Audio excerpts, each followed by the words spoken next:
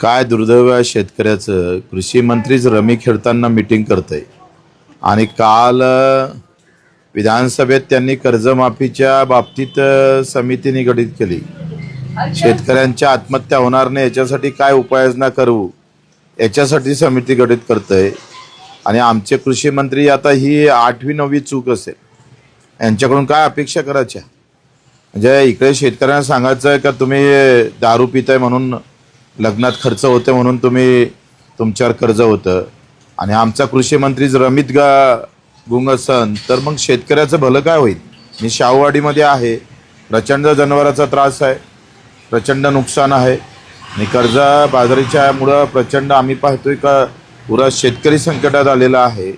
अशा वेळेस अधिक जास्त टेक्निकली गोष्टी न करता सरळ सरळ कर्जमाफी करून मग उपाययोजना करा ना.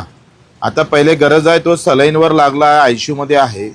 आयसीयूमध्ये पेशंट असताना त्याला आता तातडीच्या औषध उपचाराची गरज आहे आणि तुम्ही सांगताय का नाही आता आम्ही उपाययोजना शोधू आणि मग पाहिलं तर कर्जमाफीकडे जाऊ.